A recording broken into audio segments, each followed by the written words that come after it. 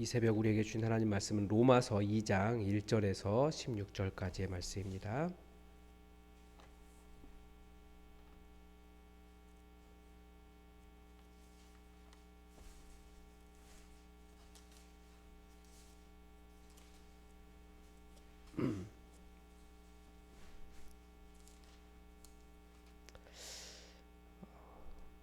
네, 로마서 2장 1절에서 16절까지의 말씀, 우리 하나님의 말씀을 받들어 읽겠습니다. 그러므로 남을 판단하는 사람아, 누구를 막론하고 내게 핑계하지 못할 것은 남을 판단하는 것으로 내가 너를 정죄함이니 판단하는 내가 같은 일을 행함이니라. 이런 일을 행하는 자에게 하나님의 심판이 진리대로 되는 줄 우리가 아노라. 이런 일을 행하는 자를 판단하고도 같은 일을 행하는 사람아, 내가 하나님의 심판을 피할 줄로 생각하느냐? 혹 내가 하나님의 인자하심이 너를 인도하여 회개하게 하심을 알지 못하여 그의 인자하심과 용납하심과 길이 참으심이 풍성함을 멸시하느냐? 다만 내 고집과 회개하지 아니한 마음을 따라 진노의 날 곧 하나님의 의로우신 심판이 나타나는 그 날에 임할 진노를 내게 쌓는도다. 하나님께서 각 사람에게 그 행한 대로 보응하시되 참고 선을 행하여 영광과 존귀와 썩지 아니함을 구하는 자에게는 영생으로 하시고 오직 당을 지어 진리를 따르지 아니하고 불의를 따르는 자에게는 진노와 분노로 하시리라. 악을 행하는 각 사람의 영에는 환난과 곤고가 있으리니 먼저는 유대인에게요 그리고 헬라인에게며 선을 행하는 각 사람에게는 영광과 존귀와 평강이 있으리니 먼저는 유대인에게요 그리고 헬라인에게라. 이는 하나님께서 외모로 사람을 취하지 아니하심이라. 무릇 율법 없이 범죄한 자는 또한 율법 없이 망하고 무릇 율법이 있고 범죄한 자는 율법으로 말미암아 심판을 받으리라. 하나님 앞에서는 율법을 듣는 자가 의인이 아니요 오직 율법을 행하는 자라야 의롭다 하심을 얻으리니 율법 없는 이방인이 본성으로 율법의 일을 행할 때에는 이 사람은 율법이 없어도 자기가 자기에게 율법이 되나니 이런 이들은 그 양심이 증거가 되어 그 생각들이 서로 혹은 고발하며 혹은 변명하여 그 마음에 새긴 율법의 행위를 나타내느니라. 곧 나의 복음에 이른 바와 같이 하나님이 예수 그리스도로 말미암아 사람들의 은밀한 것을 심판하시는 그날이라. 아멘.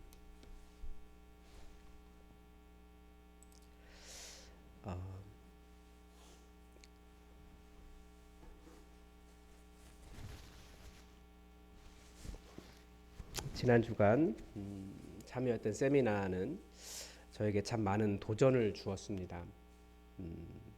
매번 온라인으로 참여했기 때문에 잘 몰랐는데 사람들을 왜 만나야 하는지를 많이 알았습니다. 사람들이 너무나 행복한 거예요. 무엇을 가져서가 아니라 또 무엇을 이루어서도 아니었습니다. 단지 하나 예수 그리스도의 복음 때문이었습니다. 교회가 왜 예수 그리스도의 복음 위에 서야 되는가 다시 한번 깨달았습니다. 예수 그리스도 안에서 용납되었고 예수 그리스도 안에서 사랑받고 있고 예수 그리스도 안에서 안전하다는 것을 알기 때문에 기존에 만났던 어떤 목사님들과도 굉장히 많이 달랐습니다. 완전히 달랐습니다. 보통 목사님들은 자랑을 많이 합니다. 오해하지 마십시오. 모든 목사님들이 그러는 것이 아니고 어떤 목사님들 불편했던 분들이 그렇습니다. 또 제가 아는 목사님들 중에는 그렇게 자랑하는 분들이 많지 않습니다. 근데 가끔 그런 경우가 있어요. 자랑을 많이 하는 경우가. 큰 교회를 이루신 분은 자신의 업적을 자랑하고 또 큰 교회를 이루지 못하신 분들은 다른 거라도 자랑을 합니다. 무엇인가를 계속 가르치려고 하고 목사님들 만나면 정말 모르는 것이 없어요. 목사님들은 안 되는 것도 없고 대단하긴 합니다. 지금도 신기한 분이 있어요. 어떤 분 그 국내외를 막론하고 무슨 영화와 영화 배우, 감독, 뭐 이름, 연도 다 외우시는 거예요. 정말 신기하더라고요. 대체 영화를 얼마나 자주 보시는지 모르겠어요. 그런데 이번 세미나에서는 그런 목사님들이 아무도 안 계신 거예요. 다들 너무 겸손하시더라고요. 그렇다고 부족한 부분이 있느냐? 그런 것도 아닙니다. 누가 봐도 어쩌면 그 교단에서 다음 차세대 주자라고 할 만한 분들이었습니다. 그런데 개척을 하고 아무것도 없는 상황 속으로 들어가는 거예요. 단지 하나, 복음을 전하는 일에 교회를 개척하는 일이, 교회를 세우는 일이 가장 효과적이다라는 것 때문에 교회를 개척하시더라고요. 심지어는 세미나 중에도 더 크고 좋다고 할 만한 교회에서 청빙이 들어올 정도였습니다. 세미나 중에 그런 연락이 막 오는 거예요. 제 모습이 너무 부끄러웠던 이유는 그분들이 말씀하실 때 제 속에 자랑을 하고 싶은 마음이 저에게도 있는 거예요. 우리 교회 자랑하고 싶고, 뭐 저는 어떻습니다. 근데 그런 자랑이 사실은 아무 의미가 없는 거예요. 정말 복음 때문에 가장 낮은 자리로 열심히 나아가는 사람들을 보니까 자랑하는 사람이 오히려 그 자랑이 굉장히 부끄러운 것이었습니다.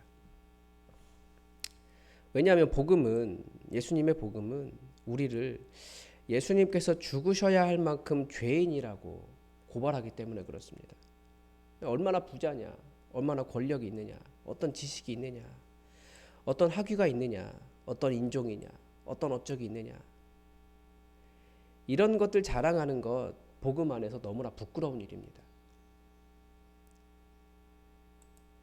그분들은 예수님께서 십자가 위에서 나를 용납하셨기 때문에 복음의 관점에서 나를 해석하고 인정을 받는 거지 다른 어떤 것으로도 자랑하지 않는 것을 보았습니다. 한국 교회의 어떤 문제가 그런 것 아닙니까? 다들 높아요. 교만해요. 자기를 자랑해요. 자기의 업적을 자녀에게까지 계속 이어가려고 해요. 복음의 관점으로 해석을 한 것이 아닌 거죠. 우리 같은 죄인, 나 같은 죄인 용납하신 예수님의 사랑으로 바라보지 않는 겁니다. 그러면서 제가 얼마나 복음에 대해서 이해가 부족했는지 깊이 깨닫고 또 깊게 반성하는 계기가 되었습니다. 뭐 이렇게 말하면 최 목사가 복음도 몰라 뭐 이렇게 말하시는 분들이 계실지 모르겠지만 어쩔 수 없는 것 같아요. 또 그것도 제가 예수 그리스도 안에서 받은 사랑이 있기 때문에 얼마든지 감당해야 되는 일인 것 같습니다. 근데 오늘 본문이 바로 그 이야기하고 있습니다. 오늘 우리가 읽은 본문이 그러니까 오늘 우리가 읽은 본문이 시작되는 지점이 어딜까요? 어디에서부터 시작하냐면 1장 16절 17절에 시작합니다. 내가 복음을 부끄러워하지 아니한다. 왜냐하면 이 복음은 모든 믿는 자에게 구원을 주시는 하나님의 능력이 됨이라. 먼저 유대인에게요 그리고 헬라인에게로다. 복음에는 하나님의 의가 나타나서 믿음으로 믿음에 이르게 하나니 기록된 바 오직 의인은 믿음으로 말미암아 살리람과 같으니라. 지금 사도 바울이 내가 복음을 부끄러워하지 않는다. 왜냐하면 복음은 구원을 줄 수 있는 유일한 길이기 때문이다. 그리고 내가 복음 안에서 구원을 발견하기 때문이다. 복음의 의는 복음에 나타난 하나님의 의는 어떤 자랑하는 그런 것이 아니다라는 것을 이야기하는 거예요. 로마 교회는 사도 바울이 설립한 교회가 아닙니다. 그런데도 이렇게 편지를 보낸 데는 특별한 이유가 있습니다. 로마 교회 안에서 그런 것인지 아니면 다른 상황이 그런 것인지 정확하게는 아직 파악이 안 됐지만 이 로마 안에서 유대인들로 인해서 계속해서 어떤 문제가 발생했습니다. 역사 자료를 보면 유대인들이 로마 내에서 그 유대인들의 그 종교적 관심, 종교적 관점 이것을 유지하려고 했기 때문에 클라우디우스 황제가 유대인들을 모이지 못하게 했습니다. 그런데 유대인들이 어떻습니까? 얼마나 고집스러운 사람들입니까? 자기들이 훨씬 종교적으로 높다고 생각한 사람들이에요. 자기들만 옳다라고 생각하는 사람들이었기 때문에 그 문화 안에서 함께 어떤 균형을 잡지 못하고 자기들만 계속 주장을 했습니다. 그래서 결국은 클라우디우스 황제가 유대인들을 로마에서 다 쫓아내죠.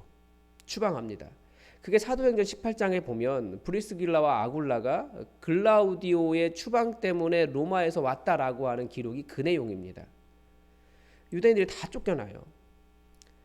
유대인들이 이렇게 고집스럽게 상황을 어렵게 만들었던 이유가 무엇입니까?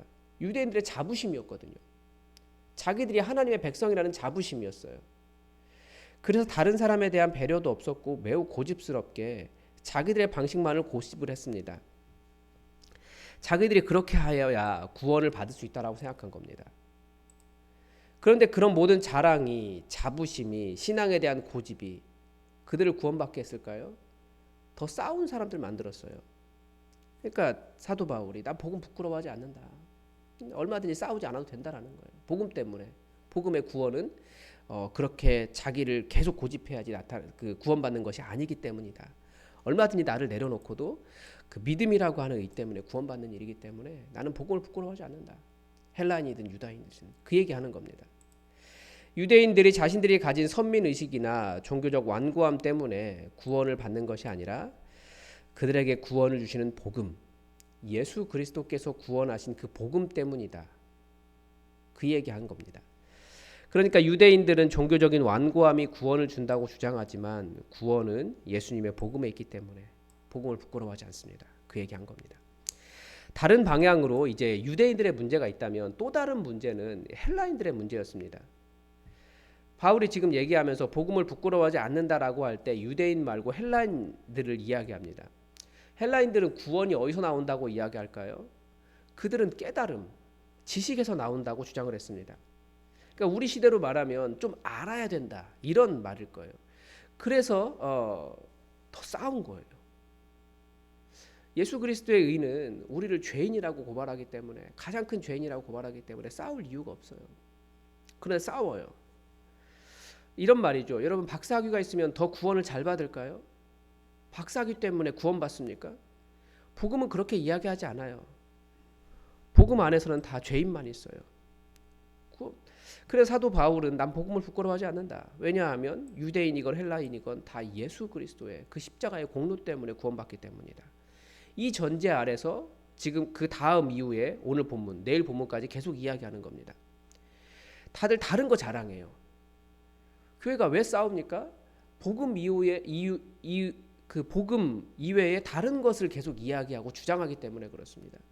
내가 죄인이라고 고발하는 예수님의 그 복음보다도 다들 자기의 의의를 자랑하는 거예요. 그래서 많은 경우가 그런 말 하잖아요. 되는 것 빼고 안 되는 게 많은 곳이 교회예요. 그게 사실 안 되는 게 더 많은 거죠. 사실은 복음은 뭐냐? 안 되는 것 빼고 다 되게 하는 게 복음이거든요. 이 1장 16절의 선언 후에 1장 18절에서는 유대인이나 헬라인이라는 인종이나 혹은 유대인의 종교적인 방식이나 헬라인의 지혜가 구원의 조건이 아니다라고 하는 이야기를 길게 합니다.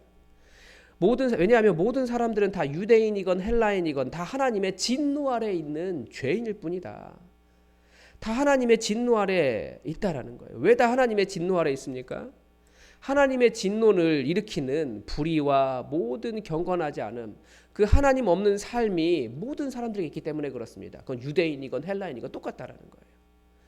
그러면서 그 하나님의 진노를 일으키는 불의와 경건하지 않음, 그 하나님 경건이라는 말이, 경건하지 않다는 말이 하나님이 없다는 뜻이기 때문에 그 하나님 없음에 대해서 길게 이야기합니다. 그게 뭡니까? 첫 번째는 우상숭배입니다. 1장 19절부터 23절까지 이 문제를 다룹니다. 우상숭배는 음욕, 심지어 동성애 문제와도 연결이 됩니다.